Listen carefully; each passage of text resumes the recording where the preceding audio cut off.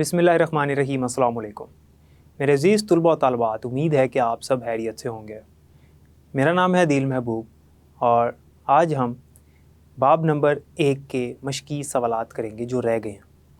जैसा कि आपको पता है कि इससे पिछले लेक्चर में हमने कसीर इंतखाबी सवालात किए और इसके अलावा कुछ सवालात के जवाबात थे जो कि हल होने वाले थे, वो भी मैंने आपको करवा दिए और हमने खाली जगह पूर्ण करने वाला जो सवाल है वो भी कर लिया था।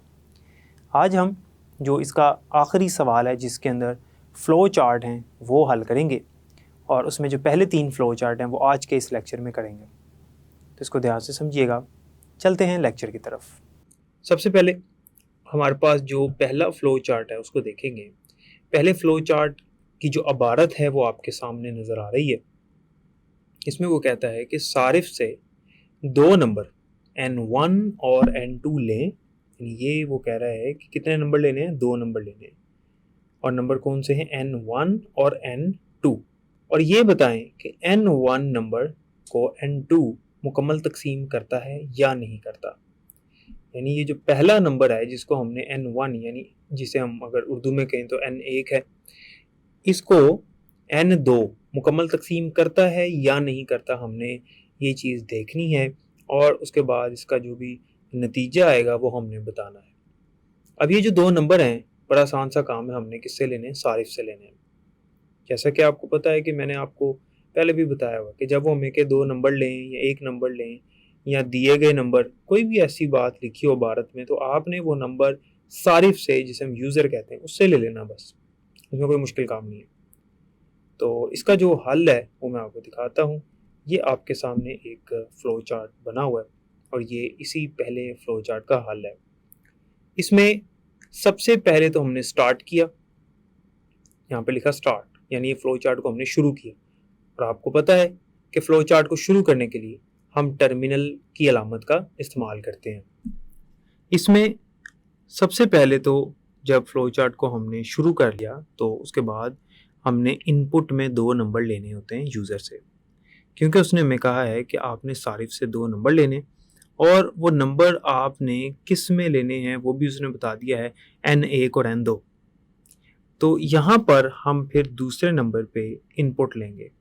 ये जो फ़्लो लाइन है ये हमें बता रही है कि इस मरहले के बाद यानी स्टार्ट करने के बाद आपने इस मरहले पे आना है और इसमें क्या करना है, इसमें आपने इनपुट N1, N2 यानी N1 और N2 जो है वो इनपुट में ले लिए।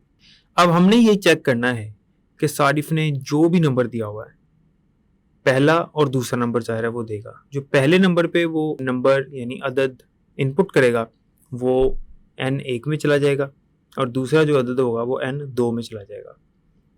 तो जो भी उसने नंबर दिया है उसमें हमने देखना है कि जो दूसरा नंबर है वो पहले नंबर को मुकम्मल तौर पे तकसीम कर रहा है या नहीं कर रहा। जैसे उसने यहाँ पे कहा, ये बताएं N1 नंबर को N2 मुकम्मल तकसीम करता है या नहीं करता। N2 मुकम्मल तकसीम करता है कि नहीं करता, हमने ये देखना है। तो इसके लिए हमने क्या किया, हमने यहाँ लिखा REM बराबर है, हमने ये देखना है कि N2 जो है वो N1 को तकसीम करता है या नहीं करता। तो जाहिर सी बात है कि हम N1 का मोड लेंगे N2 से। और मोड से क्या मुराद होता है कि जब हम किसी नंबर को किसी दूसरे नंबर से तकसीम करते हैं तो जो हमारे पास रिमाइंडर आता है जिसे हासिल बाकी कहते हैं, जो हमारे पास हासिल बाकी जो नंबर बच जाएगा वो मोड होता है। उसको हमने REM एक मुतगय्यर यानी वेरिएबल लिया, इसमें महफूज कर दिया जो भी इसका जवाब आया। यानी N1 में यानी N1 में अगर कोई नंबर है उसको हम तकसीम करते हैं N2 से, तो अगर तो हमारे पास हासिल बाकी 0 आएगा, इसका मतलब है कि N2 ने उसको मुकम्मल तकसीम कर दिया, क्योंकि 0 तब बचेगा जब कोई अदद दूसरे अदद को मुकम्मल तकसीम कर देता है, पीछे बचता ही कुछ नहीं। और अगर 0 के अलावा कुछ और नंबर आ रहा है इसका मतलब वो तकसीम उसको नहीं कर पा रहा, तो फिर वो REM के अंदर जाकर महफूज हो जाएगा जो भी नंबर होगा। अब इसके बाद हमने देखा कि क्या REM 0 है, क्या REM की कीमत 0 के बराबर है। अगर ऐसा है तो फिर इसका मतलब है कि मुकम्मल तकसीम वो कर रहा है। तो ट्रू अगर ऐसा है, यस या ट्रू हम लिख सकते हैं। अगर ये दुरुस्त है, ये शर्त दुरुस्त है, तो फिर इस तरफ आ जाओ, फिर इधर नहीं जाएगा, फिर इस तरफ आ जाएगा और यहाँ पर आके क्या प्रिंट करेगा, यानी क्या आउटपुट देगा, आउटपुट देगा n2 डिवाइड्स n1, यानी n2 जो है वो n1 को डिवाइड कर रहा है, क्योंकि REM की कीमत 0 आ गई। 0 कब भाई, जब n1 का मोड लेंगे n2 से, तो हासिल बाकी 0 आ जाएगा। और अगर ऐसा नहीं है, फॉल्स यानी नो, तो इस तरफ आएगा और यहाँ पर आके प्रिंट कर देगा n2 does not divides n1, यानी n2 जो है वो n1 को डिवाइड नहीं कर रहा। क्यों नहीं कर रहा, क्योंकि जब इसको तकसीम किया इससे, तो हमारे पास जो रिमाइंडर था वो 0 नहीं आया, कोई और नंबर आ गया। इसका मतलब है कि वो उसको मुकम्मल तकसीम नहीं कर रहा। उसके बाद यहाँ से आए या यहाँ से आए, नीचे आकर उसने इसको एंड कर देना है। तो इस तरह से हमारे पास जो फ्लो चार्ट है पहली इबारत का, पहले मसले का, वो हमने बना लिया। तो याद रखें, अगर आप इसको मज़ीद समझना चाहते हैं और आप इसको ये चेक करना चाहते हैं कि ये सही है या नहीं है, तो आप इसको कीमत देकर देख लें। आप n1 को कोई कीमत दें और n2 को कोई कीमत दें। फ़र्ज़ करते हैं कि मैंने n1 को कीमत दे दी 4 और n2 को कीमत दे दी 2।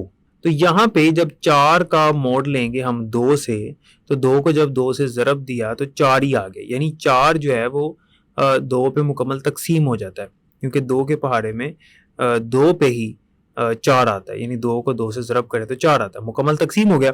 तो हमारे पास जो रिमाइंडर है, यानी जो हासिल बाकी है, वो 0 आ गया, क्योंकि उसने मुकम्मल तकसीम कर दी। जब 0 आ गया तो ये जो शर्त है ये पूरी हो गई, क्योंकि REM 0 है, क्योंकि यहाँ पे जो 0 आया था वो REM को मिल गया। REM 0, तो शर्त दुरुस्त हो गई।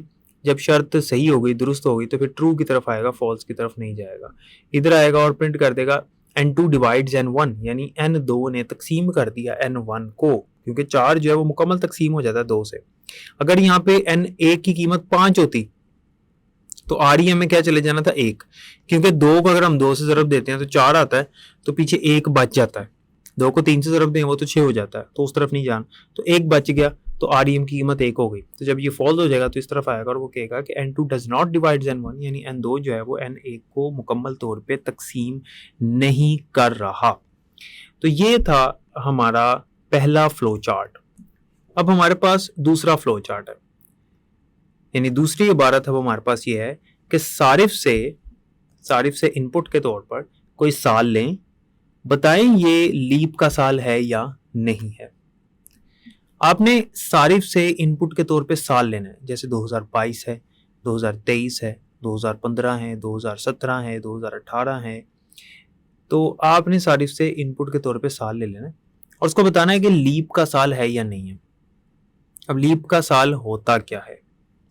लीप का साल जो है वो 4 पे तकसीम होता है मुकम्मल, हर 4 साल के बाद आता है। जैसे 2022 ये चल रहा है, तो ये लीप का साल नहीं है, ठीक है। ये इसकी शर्त बताई है मैंने। वैसे लीप के साल का मतलब ये होता है कि लीप का जो साल है उसमें 1 दिन इजाफी होता है, यानी फरवरी में 29 दिन होते हैं। आमतौर पे फरवरी में 28 दिन होते हैं, लेकिन लीप का जो साल होता है उसमें फरवरी 29 दिन का होता है। तो अंग्रेजी महीने में हम बात कर रहे हैं, तो इसमें हमारे पास 29 दिन होते हैं फरवरी में। तो टोटल यानी कुल हमारे पास जो दिन है उनमें एक इजाफी दिन होता है साल में। तो ऐसा साल लीप का साल होता है और इसको हम अंग्रेजी में लीप ईयर कहते हैं। तो जैसे 2020 लीप का साल था, फिर 2024 लीप का साल होगा, इसी तरह से हमारे पास 2016 लीप का साल था। आप देखें कि ये जो आपके पास अदद आ रहा है 2016, 2020, 2024, ये वो अदद हैं जो 4 पे मुकम्मल तकसीम हो जाएंगे। तो हम यही शर्त लगाएंगे और देखेंगे कि ये लीप का साल है या नहीं है, लेकिन उसके लिए पहले हम साल सारिफ से इनपुट के तौर पर लेंगे। अब ये आपके सामने एक फ्लो चार्ट बना हुआ है। इसमें सबसे पहले फ्लो चार्ट को शुरू किया, जिसके लिए हमने टर्मिनल की अलामत लगाई और उसमें लिखा स्टार्ट। उसके बाद हमने इनपुट किया, इनपुट ईयर वाई, यानी वाई में आपने ईयर ले लिया, यानी साल ले लिया उससे इनपुट में। जैसे हमने इसे पिछले फ्लो चार्ट में जो 2 नंबर लिए थे वो n1 और n2 में लिए थे, इसी तरह से यहाँ पे हमने y कर लिया और इसके लिए आपने देखा कि ये वाली अलामत हमने इस्तेमाल की इनपुट के तौर पे। उसके बाद हमने उसी तरह से यहाँ पर किया कि REM बराबर है y mod 4 के, यानी y mod 4। यानी अगर आप y से मुराद यहाँ पर यह है कि जो भी उसने कीमत दर्ज की होगी, जो इनपुट दी होगी y के अंदर, अगर हम उसको तकसीम करते हैं 4 से, तो जो भी हासिल बाकी आएगा वो REM के अंदर चला जाएगा, यानी जो अंग्रेजी में कहते हैं रिमाइंडर। तो अब याद रखें कि अगर हम दो नंबरों को तकसीम करें और उनका जो जवाब है रिमाइंडर के तौर पे वो सिफर आ जाए, इसका मतलब मुकम्मल तकसीम हो गया, और अगर सिफर ना आए तो मुकम्मल तकसीम नहीं हुआ। तो अगर मुकम्मल तकसीम हो जाएगा 4 पे तो हम कहेंगे कि लीप का साल है, अगर नहीं होगा तो हम कहेंगे नहीं है। तो इसी तरह से जैसे हमने इसे पिछले फ्लो चार्ट में देखा था, तो यहाँ पर मैंने क्या किया कि आगे शर्त लगा दी कि क्या REM सिफर के बराबर है। अगर ऐसा है तो इसका मतलब है 4 ने मुकम्मल तकसीम कर दिया तो ये लीप का साल होगा, तो ट्रू की तरफ आएगा, यानी यहाँ पर आप यस भी लिख सकते हैं और यहाँ पे आके आउटपुट कर देगा लीप ईयर। आउटपुट लिख लें आप या यहाँ पर प्रिंट लिख दें, एक ही बात होती है। तो आउटपुट लीप ईयर, ठीक है। और अगर ऐसा नहीं है, REM जो यहाँ पर हमने लिया हुआ है इसकी कीमत सिफर नहीं है, इसका मतलब है कि उसने मुकम्मल डिवाइड यानी उसको तकसीम नहीं किया, तो फिर वो लीप का साल नहीं होगा, तो वो फॉल्स की तरफ आएगा और यहाँ पर आके आउटपुट करेगा नॉट अ लीप ईयर, कि ये लीप ईयर नहीं है। तो ये होता है हमारे पास लीप का साल। उसको चेक करने की जो शर्त है वो ये आपने लगानी होती है, जो यहाँ पर मैंने लगाई है कि आप उसको 4 से तकसीम करके देखें। अगर वो हो जाता है तो फिर वो लीप का साल होगा, अगर नहीं होता तो फिर वो लीप का साल नहीं होगा। और यहाँ से भी और फिर यहाँ से भी फिर एंड यानी इख्तिताम की तरफ आ जाएगा। और याद रखें कि अगर ये शर्त दुरुस्त होती है तो वो इस तरफ आएगा, फिर इधर नहीं आएगा, और अगर ये शर्त दुरुस्त नहीं होती फिर वो इस तरफ आएगा फॉल्स की तरफ, और इस तरफ नहीं आएगा। तो उम्मीद है कि दूसरे फ्लो चार्ट की भी समझ आ गई होगी। अब हम चलते हैं तीसरे फ्लो चार्ट की तरफ। ये हमारे पास तीसरे फ्लो चार्ट की इबारत है और इसमें वो कहता है कि एक नंबर सारिफ से इनपुट लें और इसका फैक्टोरियल शुमार करें। आपने सारिफ से एक इनपुट में एक नंबर लेना है, इनपुट में सिर्फ एक नंबर लेना है और उसमें ये देखना है कि इस नंबर का फैक्टोरियल क्या निकलेगा, यानी उसका फैक्टोरियल शुमार करना है, आपने फैक्टोरियल तलाश करना है, निकालना है। तो उसके लिए हम क्या करते हैं, लेकिन सबसे पहले आपको ये पता होना चाहिए कि फैक्टोरियल होता क्या है। फैक्टोरियल का मतलब ये होता है कि अगर किसी भी नंबर का हमने फैक्टोरियल निकालना है तो उसको उससे पिछले जितने भी नंबर हैं उनको ज़रब करते जाएंगे हम 1 तक। जैसे अगर 5 का फैक्टोरियल है तो 5 को ज़रब करेंगे 4 से, 4 को ज़रब करेंगे 3 से, 3 को करेंगे 2 से, 2 को फिर करेंगे 1 से, तो जो जवाब आएगा वो 5 का फैक्टोरियल होगा। या आपकी मर्जी, आप 1 से ज़रब करना शुरू करें 5 तक, 1 ज़रब 2 ज़रब 3 ज़रब 4 ज़रब 5, इस तरह से, तो जो जवाब आएगा वो 5 का फैक्टोरियल होगा। तो आपकी मर्जी है, आप 5 से 1 की तरफ ज़रब करना शुरू कर दें या 1 से 5 की तरफ, इसमें तरतीब जो है उससे कोई फ़र्क नहीं पड़ता, जवाब 1 ही आएगा। तो हम इसका जो हल है वो देखते हैं। इसका फ्लो चार्ट ये है आपके सामने। आपने सबसे पहले इसको शुरू किया, उसके लिए आपने लिखा स्टार्ट, उसके बाद आपने इनपुट में एक नंबर लेना था तो आपने लिखा इनपुट नंबर n। फिर यहाँ पर 2 वेरिएबल लिए और दोनों को कीमत दी हुई है, i बराबर है 1 के और फैक्ट बराबर है 1 के। i जो है इसको हम 1 से शुरू करेंगे और इसको बढ़ाते जाएंगे और इसकी कीमत लेकर जाएंगे वहां तक जहां तक यूजर ने नंबर दिया हुआ है हमें इनपुट के अंदर, यानी n तक। ये बढ़ता जाएगा 1, फिर 2, 3, 4, 5। अगर सारिफ ने यानी यूजर ने 10 कहा हुआ है तो 10 तक जाएगा, यानी n की जो भी कीमत होगी। और हर बार जो अगला नंबर, अगला अदद आता जाएगा वो ज़रब हो के फैक्ट के अंदर महफूज होता चला जाएगा और आखिर में हमने फैक्ट की जो कीमत है वो दिखा देनी है। तो इसको समझिएगा ज़रा। हमने जब इनपुट में नंबर ले लिया, 2 यहाँ पर हमने और कीमतें ले ली और अब यहाँ पर i छोटा है और बराबर है n के। ये एक शर्त लगी हुई है क्योंकि आपको पता है कि ये जो अलामत है ये किसकी होती है, फैसला साजी की होती है। इसके अंदर हम शर्त लगाते हैं, तो यहाँ पर एक शर्त लग गई कि i छोटा है यानी कम है या बराबर है n के। अगर ऐसा है i n से छोटा या बराबर है तो फिर फैक्टोरियल जो है वो शुमार करते जाओ। लेकिन अगर ऐसा नहीं होगा, इसका मतलब अब मज़ीद फैक्टोरियल हमने नहीं शुमार करना है। जैसे मैंने आपको बताया कि अगर 5 का फैक्टोरियल हमने निकालना है तो 1 ज़रब 2 ज़रब 3 ज़रब 4 ज़रब 5 इस तरह से हम निकालेंगे उसका फैक्टोरियल। तो यहाँ से फिर इस तरफ आएगा, अगर ये शर्त जो है दुरुस्त है, ट्रू है, इस तरफ आएगा और यहाँ आके फैक्ट बराबर है फैक्ट ज़रब आई। फैक्ट किसके बराबर है? फैक्ट ज़रब आई। फैक्ट के अंदर पहली दफ़ा कीमत है 1, जब उसको ज़रब किया आई के साथ, ज़रब के लिए ये वाली लामत इस्तेमाल होती है कंप्यूटर के अंदर, याद रखिएगा, और इसको एस्ट्रिक पढ़ते हैं, तो इसे आम ज़ुबान में हम लोग स्टार भी कहते हैं। तो इसको आई के साथ ज़रब करेंगे, जो जवाब आएगा फैक्ट में चला जाएगा। उसके बाद आई में 1 का इजाफा कर देंगे, आई बराबर है आई जमा 1 का इजाफा हो जाएगा। और यहाँ से फ्लो लाइन बता रही है, फिर इधर आएगा, फिर यहाँ पे शर्त को देखेगा। अगर ये शर्त अभी भी दुरुस्त है, अभी भी आई जो है वो n से छोटा या बराबर है, तो फिर आई की कीमत जो बढ़ चुकी हुई है वो फैक्ट के साथ फिर ज़रब होगी और फैक्ट के अंदर महफूज हो जाएगी, चलता रहेगा। और जब ये कंडीशन दुरुस्त नहीं होगी, गलत हो जाएगी, फॉल्स हो जाएगी, तो इस तरफ आएगा और प्रिंट कर देगा फैक्ट की कीमत, इस तरह से एंड हो जाएगा। अब मैं इसको आपको चेक करके बताता हूँ और आपको समझाता हूँ कि अगर हम इसको कीमत दें तो फिर क्या जवाब आता है। फ़र्ज़ कर लें कि जो सारिफ ने नंबर दिया वो है 3, तो छोटा कोई नंबर लेते हैं ताकि हमें समझ भी आ जाए और हमारा टाइम भी बच जाए। फ़र्ज़ करते हैं सारिफ ने जो नंबर दिया वो है 3, तो n की कीमत हो गई 3, तो i की कीमत 1 है, फैक्ट की कीमत भी 1 है। ये जो शर्त लगी है ये क्या दुरुस्त है? बिल्कुल दुरुस्त है, क्योंकि i में क्या है 1 और n में क्या है 3, तो i जो है वो छोटा है n से, तो इस तरफ आया, ट्रू हो गई, तो यहाँ पर आया, तो फैक्ट बराबर है फैक्ट ज़रब i। फैक्ट की कीमत क्या है 1, i की कीमत क्या है 1, तो 1 ज़रब 1 ही हो गया, तो फैक्ट में a चला गया, तो फैक्ट के अंदर a में 1 महफूज हो गया, तो फैक्ट की कीमत अभी 1 ही है। लेकिन जब यहाँ पे आया तो i में 1 का इजाफा हो गया, i की कीमत अब 2 हो चुकी है।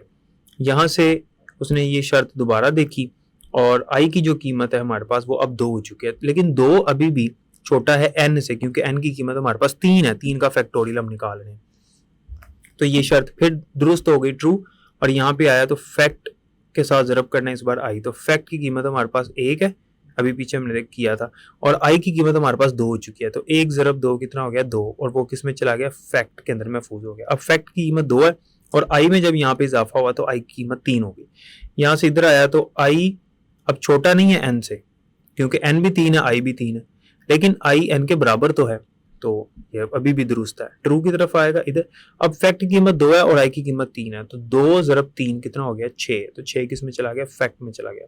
i में फिर एक इजाफा किया, i की कीमत 4 हो गई, यहाँ से इधर आया, तो अब ये शर्त दुरुस्त नहीं है, गलत हो चुकी है, क्योंकि i की कीमत हमारे पास 4 हो चुकी है और n हमारे पास 3 है, तो 4 ना तो छोटा होता, 3 से ना बराबर होता, तो ये जो शर्त है गलत होगी, फॉल्स हो गई। तो फॉल्स की तरफ आया इधर और प्रिंट कर दिया उसने फैक्ट, यानी फैक्ट की जो कीमत है उसको स्क्रीन पे प्रिंट कर दी या आउटपुट कर दिया। तो फैक्ट की कीमत हमारे पास क्या थी? 6, हमने यहाँ पे अभी इसको शुमार किया था जब 2 ज़रबे 3 हुआ था, 6, तो 6 दिखाएगा और उसके बाद यहाँ पे एंड कर देगा, यानी इसका इख्तिताम कर देगा। इसका मतलब ये है कि अगर हम देखें 3 का फैक्टोरियल निकालें तो 6 ही बनता है, 1 ज़रब 2 2 हो गया, 2 ज़रब 3 कितना हो गया? 6।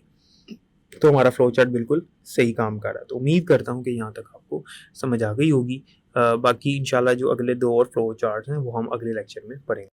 जैसा कि आपने देखा फ्लो चार्ट नंबर 1, 2 और 3 जो मश्क में मौजूद थे, हमने इनको हल किया, इनका जवाब देखा और इनको समझा भी। मैंने आपको तफसील से बयान कर दिया कि कौन सा फ्लो चार्ट कैसे बना है।